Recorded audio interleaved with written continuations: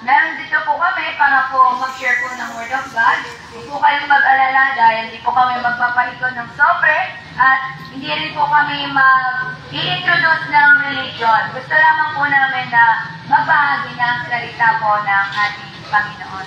Ayan po. Hello, here again at street preaching and mga taram public market with binibining pinagpala. Ay, bata pa lang tayo, hindi pa tayo mamamatay, hindi pa tayo mawawala. Wala naman tayong sakit, ba't tayo agad mawawala? Pero kung titignan po natin sa mga balita, maski bata po, namamatay na. Amen? Kahit napakalakas namamatay na aksidente, na-disgrasya. Pero kung ibig sabihin, wala pong nakakaalam kung hanggang kailan po tayo mananatiling buhay dito po sa mundo ating ginagalawan. Ngayon ang tanong po, ano po kaya ang mangyayari after ng buhay po natin dito po sa mundo? Di ba po? Meron lamang pong dalawang patutunguhan ng tao. It's either sa langit or sa impyerno. Ngayon po, sabi nga po, di ba? Kapag ikaw'y makasalanan, salangwan ka sa impyerno. Pero alam niyo po ba, ang impyerno po ay hindi ginawa ng Diyos para sa mga tao.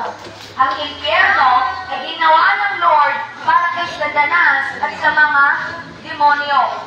Pero, kung ang tao ay hindi magsisisi sa kanyang mga kasalanan, kung ang tao ay hindi manunumbalik sa ating Panginoon, ang kaluluwa ng tao ay mapupunta sa impyerno. Alam niyo po ba kung ano ang meron sa impyerno?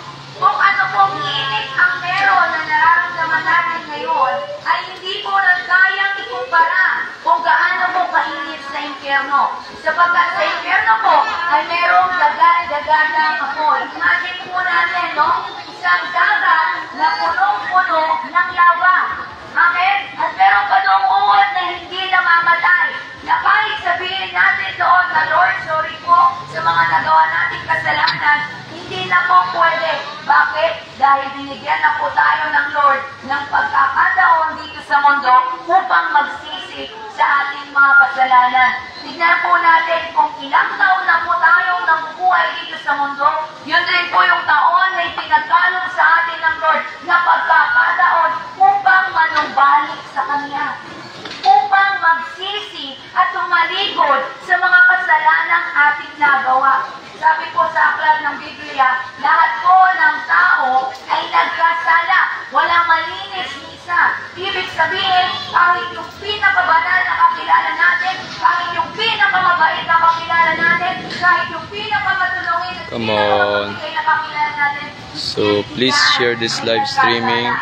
Again, street preaching at mga taram Pangasinan.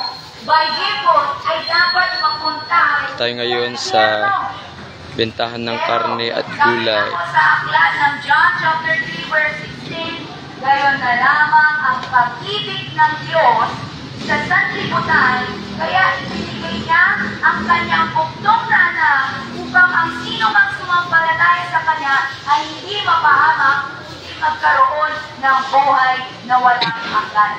Amen? Imagine po natin kung ano po ang ginawa ng ating Panginoon para po sa atin. Isipin po natin kung gaano kalawak, kung gaano kalalim yung pagmamahal ng Diyos sa atin. Sa mga magulang po na nakakarinig ng tinig na ito, kung meron po kayong kaisa-isang anak, kaya niyo po bang ibigay ang buhay nito para lang sa taong makasalanan? For sure, tayo po ay magdadalawang isip. Ngunit ang Panginoon po ay hindi nagdalawang isip na ibigay niya ang kanyang buktong na anak para tayo po ay matubos o mapawalang sala sa mga kasalanang ating nagawa. Hindi po natin deserve ang pagmamahal ng Lord. Pero dahil sa sukdulang biyaya ng Panginoon, dahil sa lalim at lawak ng kanyang pagmamahal, dahil sa laki ng habag niya sa bawat isa, ibigay niya po ang kanyang buktong na anak. Ngayon po, sa ginawa po yun ng Lord, ang tao po ay napawalang sala. Amen? Dahil tayo pong mga tao na nagkasala, hindi po natin kayang mabayaran ang mga nagawa nating kasalanan sa pamamagitan ng paggawa ng mabuti. Hindi natin pwedeng sabihin, ay nagkasala ko ngayon, gagawa na lang ako ng mabuti para mabayaran ko yung nagawa kong kasalanan. Hindi ko ganon. Hindi rin po magagawang mabayaran sa pagdalo natin sa simbahan. Ang tanging mapapagbayad lamang po sa mga kasalanan natin ay ang banal na dugo ng ating Panginoong Hesus. Come on, yes, Lord. Sapagkat siya lamang ang kaisa-isa na hindi nagkasala. Ngayon, sa kaligtasan po na ipagkakalog sa atin ng Lord, sa regalong kaligtasan na libreng ipagkakalog sa atin ng Panginoon, ano po yung dapat natin gawin? Amen? Accept it at repent, magsisig sa ating mga kasalanan. Dahil paano po tayo mapapatawad kung hindi po natin aaminin sa sarili natin na tayo ay marumi? Kung hindi natin aaminin na tayo ay nagkasala. Maaaring sabihin natin na, ay hindi naman ako kasing sama ng mga taong iba. Hindi naman ako mamamatay tao. Hindi naman ako nagnanakaw. Pero yung mga simpleng pagmumura, yung mga simpleng pagsisinungaling, simpleng panloloko, yan po'y uri na rin ng kasalanan. Ibig sabihin, whether maliit man o malaki ang iyong kasalanan, still ito ay pagkakasala. Come At on. mga kapatid, the reason kung bakit meron ditong nag-share ng Word of God is dahil mahal po kayo ng Panginoon. Nais niya po kayo na paalalahanan sapagkat ayaw niya na tayo ay mabuntas sa impyerno. Amen? Gusto niya po tayong ituwid. Di ba po kayo pong mga magulang, kapag ang mga anak niyo ay nawawala na sa landas, di ba po tinuturuan niyo, tinutuwid ninyo, dinidisiplina ninyo, ganoon din po ang nais gawin sa atin ng ating Panginoon. Ang ituro sa atin ang dapat nating gawin. At ano po yung dapat nating gawin? Again, magsisi sa ating mga kasalanan. Hindi pa po huli ang lahat. Pero, huwag na po natin bintayin na maging huli ang lahat. Sapagkat malapit na po ang pagdating ng ating Panginoon. At alam niyo po, yung buhay na mayroon tayo, yung kalakasan na mayroon tayo, ay galing sa Panginoon. Hindi po ito sa atin. Ito ay hiram lamang po natin sa ating Panginoon. Yung buhay na ginagamit natin sa pagtatrabaho, yung kalakasan na ginagamit natin sa pagtatrabaho, yun po ay galing sa Panginoon. At nais po ng Lord na ipaalala sa atin what is the importance of having relationship sa ating Panginoon. Alam niyo mga kapatid, nais po ng Lord na makipagrelasyon po sa inyo. Dahil kung tatanungin ko po kayo, alam niyo po bang may Diyos? You're gonna say, oo, alam po merong Diyos. Pero ang tanong po, meron po ba tayong relasyon sa Panginoon? Yun po ang nais ng Panginoon sa hapon na ito. Na magkaroon po tayo ng assurance na kaligtasan na after this life, alam natin kung saan tayo mapupunta. Yun po ang nais ng Panginoon sa mga oras na ito, na magkaroon po tayo ng relasyon sa Kanya. Amen? Maring sabihin niyo po na, sobra na akong makasalanan. Ang dami ko na nagawang kasalanan. Hindi na akong kayang patawarin ng Panginoon. No. Bakit po? Sapagkat po ang habag ng Lord ay hindi po natin masusukat.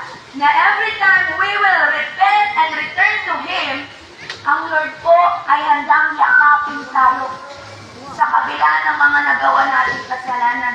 All we need to do is to repent. Magsisi, pagsisihan. Pag sinabi po natin pagsisisi, hindi lamang po siya simple pagsabi ng Lord, sorry po. Hindi rin po siya madala sa pag-iyak. Pag sinabi po natin tayo ay nagsisisi, hindi na po natin po ulitin yung mga nagawa po natin pagkakasala. Amen? Pag sinabi po natin tayo po ay nagsisisi, sisikapin po natin na mamuhay ng ayon sa kalooban ng Lord. Ngayon, maaaring sabihin niyo po sa akin, ay parang hindi ko kayang magbago. Kasi nakasanayan ko na yung ganito. Ganito ang buhay na yung nakagisnan ko. Ganito lang buhay yung pinamumuhay ko. Alam niyo po, kung sa sarili lamang po natin kakayahan, hindi po talaga natin kaya. Pero pag tayo po ay hihingi ng tulong sa ating Panginoon, kaya po tayong baguhin ng Panginoon. Why? Because ang Diyos po ay Diyos na makapangyarihan at walang imposible sa Kanya. Nais lamang po ng Lord yung ating buong puso. Amen. Na kaya po natin ibigay sa Kanya. Kung kaya po natin na pagkatiwala ang ating buhay sapagkat ito po ay para sa Diyos. Ang buhay po natin ay hindi sa atin. Because the moment po na ang ating Panginoong Jesus ay napako sa krus at namatay, para kung saan? Bakit po ba ginawa ng Lord yun? Dahil po ba wala siyang magawa? Dahil po ba gusto niyang sumikat? No. Ginawa niya po yun dahil mahal niya po ang sanlibutan. Ginawa niya po yun upang tayo ay matubos. Amen? Mawala sa pagkakaalipin po natin sa kasalanan.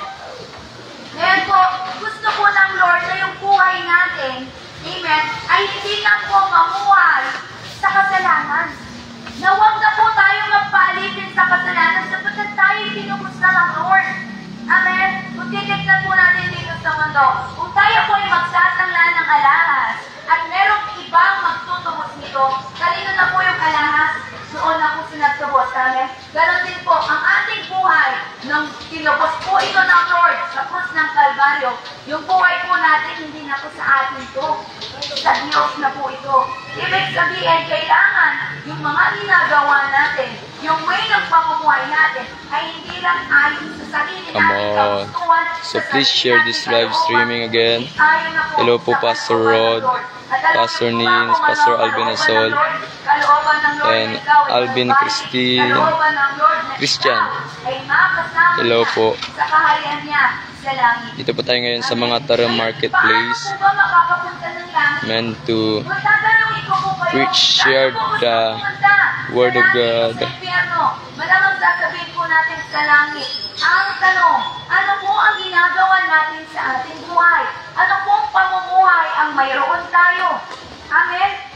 Dahil hindi po natin pwedeng sabihin na gusto mong pumunta sa langit pero ang ginagawa mo ay mga bagay na magdadala sa iyo sa impyerno. Katulad na lamang po na kapag tayo gusto natin pumunta ng Maynila, hindi naman pwede tayo ay dadaan ng papuntang Baguio. Ibig sabihin kung gusto po natin na tayo ay pumunta sa langit, handa po dapat tayo na ang buhay natin ay isuko natin sa ating Panginoon. Handa po tayo na magkaroon tayo ng buhay na walang hanggan, buhay na binago ng ating Panginoon. Hindi po tayo mababago ng Panginoon kung hindi po tayo lalapit sa Kanya. Pero ang sabi po sa Biblia, kapag tayo lalapit sa Panginoon, siya po ay lalapit sa atin. Kailangan lang po natin manumbalik sa ating Lord. Huwag po natin hayaan na tuwing Semana Santa lang tayo lalapit sa Lord. Na tuwing Linggo lang tayo lalapit sa Lord. Na tuwing meron lang tayo may kailangan, saka tayo lalapit sa Lord. Kapag wala na tayong pagsain, saka lang tayo lalapit sa Lord. Kapag meron kang sakit, ang pamilya mo, saka ka lang lalapit sa Lord. Huwag po sanang ganoon. Bakit po? Sapagkat sa tuwing tayo, ini-ignore natin ang Lord at kilala lang natin siya pag tayo may kailangan, ang Diyos po ay nalulungkot. Example po sa inyo mga magulang, kung ang anak niyo po ay magaling lang tuwing may kailangan, ano po ang pakiramdam niyo? Nakakausapin lang kayo pag may kailangan, at pag wala na siyang kailangan, hindi na kayo kakausapin. Malungkot po, amen? Higit pa po yan ang nararamdaman ng ating Panginoon every time na nakakalimutan natin siya. Bakit hindi po natin gawin na pagkagising po natin sa umaga, tayo may magpasalamat sa Panginoon? Dahil hindi po lahat ay nagigising pa. Hindi po lahat ay meron pang hina, hindi lahat ay meron pang lakas. Bakit hindi po natin magpasalamat sa Lord bago tayo matulog na sa buong maghapon, tayo ay sinamahan ng Lord, tayo ay iningatan ng Panginoon. Alam niyo po, kung titignan po natin maigi, hindi po natin deserve yung habag na ipinagkakalog sa atin. Hindi po natin deserve yung mga bagay na ipinagkakalog sa atin. Bakit po? Ano po ba ang ginawa natin para sa Lord? Sabi nga po sa Bible, na kahit hindi pa natin minamahal ang Lord, hindi pa natin siya kilala, ang Diyos po, minahal niya na po ang sanlibutan. Ipinakita niya na po ang kanyang pagmamahal. Amen? Kailangan lang po natin tanggapin yung pagmamahal na yon. Kailangan lang po natin tanggapin yung regalo ng Lord para sa atin. Yung kaligtasan. Alam niyo po, hindi po relihiyon ang makapagliligtas sa atin. Hindi rin po mabubuting gawa ang makapagliligtas sa atin. Come on. Hindi rin po pera o kayamanan sa mundo ang makapagliligtas sa atin. Amen? ating Panginoong Jesus. Amen?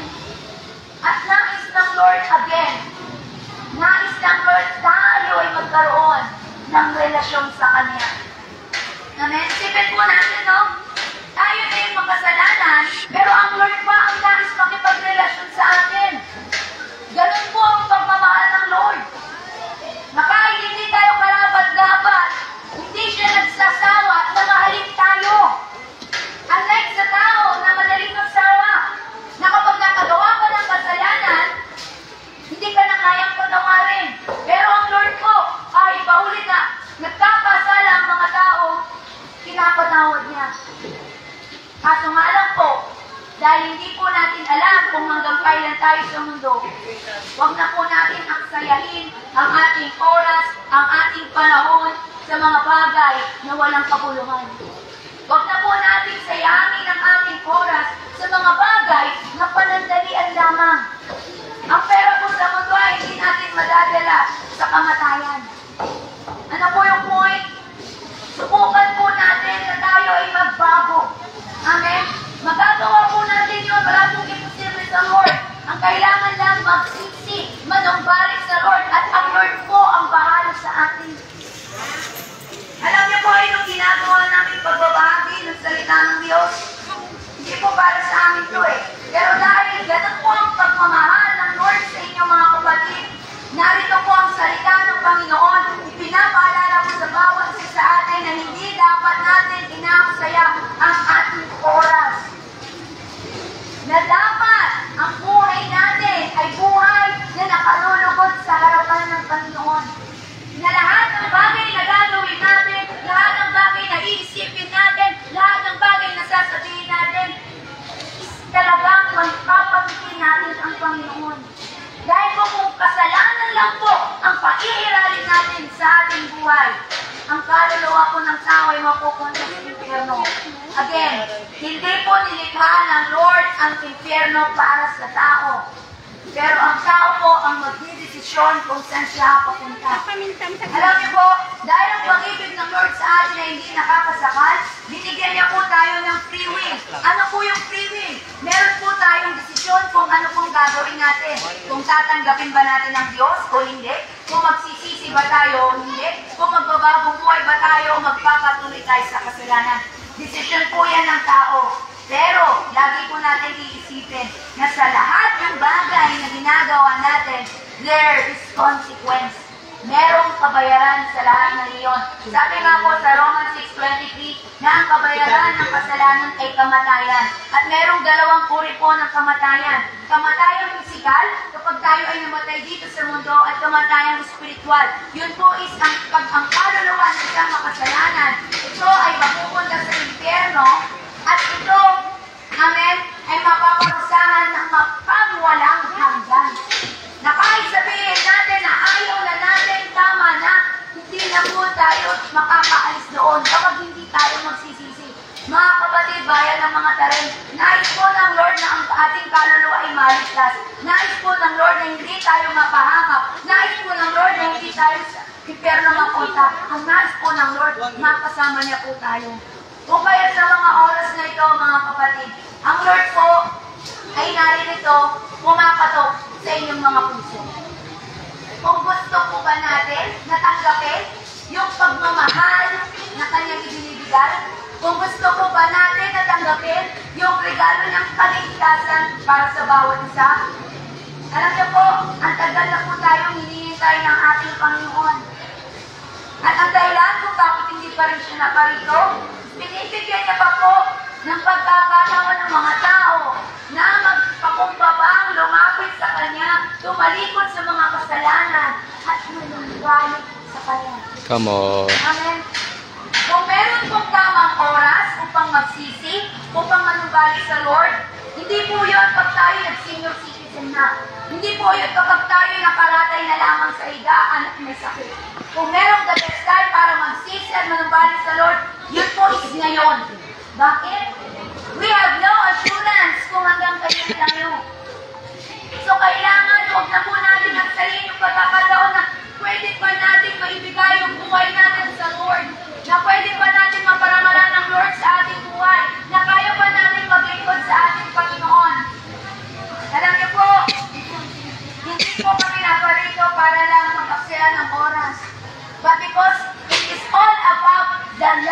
of the Lord para sa bayan ng mga dalang.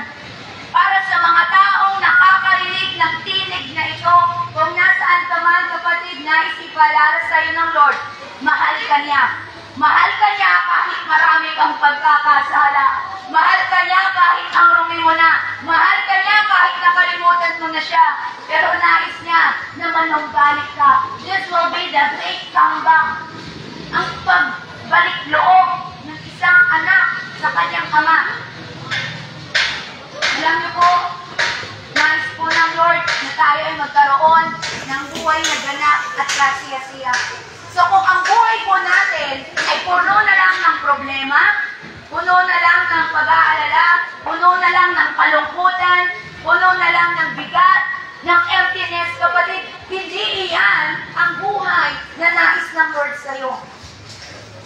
Pero yan ang mararanasan mo kung hindi ka magsisisi sa mga nagawa mong kasalanan, kung hindi ka manunumbalik sa Lord, kung hindi ka makikipagrelasyon sa Panginoon. Dahil mga kapatid, alam niyo po, once na tayo ay merong relasyon sa Lord, no matter what happened, alam natin na meron tayong matatakbuhan.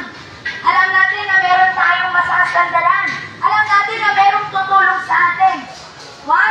Because we have relationship sa Lord. Kaya minsan may mga tao na nagsasabing parang ang layo ng Lord. Well, in fact, hindi po ang Lord ang lumalayo sa atin. Ang tao ang lumalayo sa Lord. Na every time wala tayong oras sa Panginoon, tayo yung lumalayo sa Lord. Kaya pakiramdam natin ang layo ng Panginoon. That is time, God wants to remind the people of mga talam na kapag meron po tayong relasyon sa Lord, ang Diyos po ang bahala sa atin.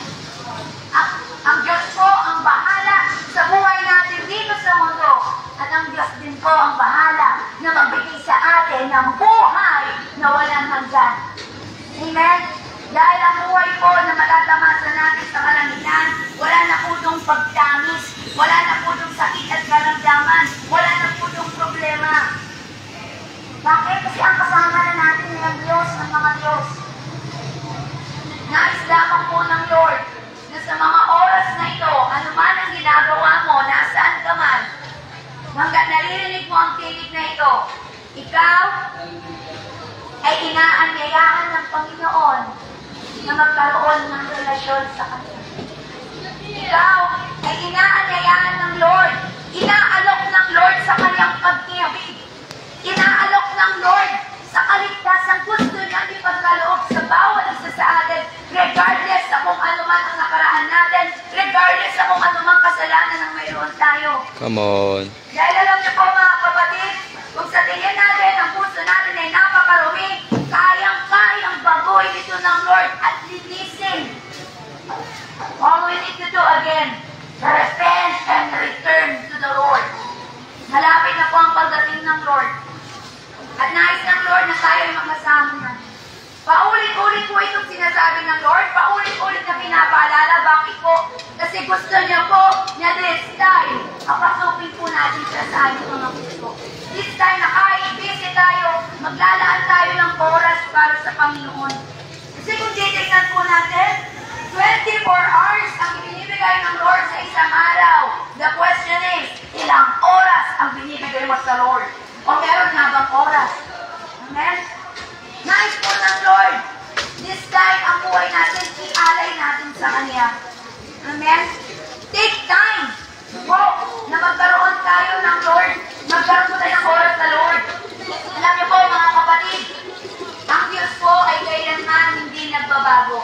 Siya ang Diyos noon, ngayon at magpakailanman. At ang Diyos po ay tapat sa Kanyang mga pangako.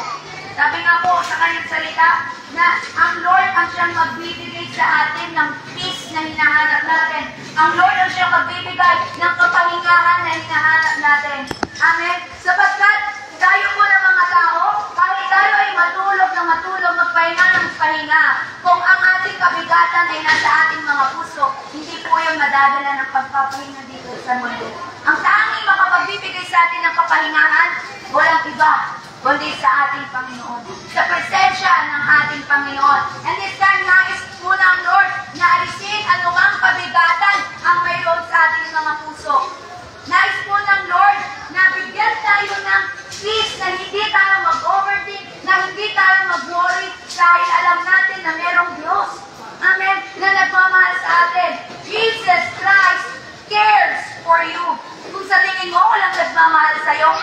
ka ng Lord.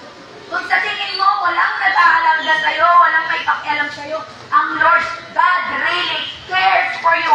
God really cares for your soul. That is why kung kaya kami narito, dahil nais ng Lord na maabot ka ng kanyang salita na anak, magsisi ka na, anak, manumbalik ka na. Bakit o? Dahil gusto mo ng Lord na tayo ay maligtas.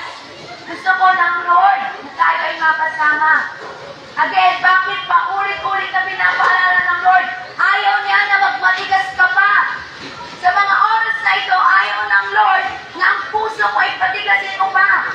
Gusto niya itong, palabutin at siya yung papasukin. Mga kapatid, gaya ng mga daran, hayaan po natin na sa mga oras na ito, mas makilala pa po natin ang ating Panginoon. Dahil alam niyo po, ang Diyos na ang Diyos na nagbibigay sa atin ng kalakasan ay ang Diyos din na kayang magligtas. Hindi po tayo maliligtas ng ating pera, hindi po tayo maliligtas ng ating karangyaan, ng ating kayamanan, o ng kasikatan. Ang Diyos lamang po ang makapagliligtas sa atin. Kaya kapatid, sa mga oras na ito, sa pagkatok ng Lord sa iyong puso, ang tanging tanong is, sino po rito ang nais tumanggap sa ating Panginoon sa mga oras na ito? Maaari po ba natin itaas ang mga ating kamay sa mga gusto po na makareceive ng kaligtasan? Alam niyo po, sabi po sa Biblia, ang sino man na ikahiya ako, ay ikahihiya ko rin sa harapan ng aking Ama.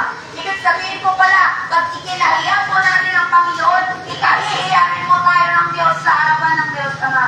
Kaya hayaan po natin na hindi po natin ikahiya ang Lord, huwag po natin ikahiya ang salita ng Panginoon. And again po, God is knocking onto our hearts. Sino po ang nais po na magkaroon ng kaligtasan? Nais po ba natin itaas ang ating kamay? Sa lahat po ng gusto na tumanggap sa Panginoon, sa lahat po ng gusto na magkaroon ng kaligtasan, sa lahat po ng gusto na tanggapin ang ating Panginoon. Come on, nais po ng Lord na tayo po ay maligtas. The reason kung ba't naririnig mo itong tinig na to, God wants you to be saved. Alam niyo po, hindi na po natin pwedeng sabihin na, Lord, ligtas mo kami kapag ikaw ay nasa impyerno na. Kaya kapatid, huwag na natin hintayin ang tsakana bago natin tanggapin ang Panginoon. Huwag na po natin hintayin ang tsakana bago tayo magsisi sa ating mga kasalanan. Huwag na po natin hintayin ang tsakana bago po natin papasukin ang Lord sa ating mga buhay. Kapatid, again, kung ikaw nais mo ng kaligtasan, nasaan ka man ngayon, ano man ang iyong ginagawa, God knows kung ano ang nasa laman ng iyong puso at isipan. At kung ikaw, handa ka na magsisi sa harapan ng Panginoon, handa ka na magpakumbaba sa Lord, aminin na ikaw ay makasalanan at nais mong magkaroon ng bagong buhay at nais mong magkaroon ng kaligtasan, samahan niyo po ako sa panalangin ito at sabihin po natin, Panginoong Jesus, inaamin ko po na ako ay makasalanan. Pinagsisisihan ko na po lahat ng aking mga nagawang kasalanan mula nang ako'y isilang hanggang sa ngayon. Panginoon, isinusuko ko po ang aking buhay sa inyo. Hayaan niyo na kayo po ang siyang maging hari ng aking buhay mula ngayon at magpakailanman. Tinatanggap po kita bilang aking Diyos at sariling tagapagligtas. Isulat niyo nga po ang aking pangalan sa aklat ng buhay. Amen. Kayo naman po ang ipapanalangin. Panginoon, maraming salamat, Lord, sa mga kaluluwa, Panginoon, sa mga taong ikaw ay tinanggap, Panginoon. Lord, patuloy nga po kayo na magpakilala sa kanila. Patuloy nga po kayo, Panginoon, na po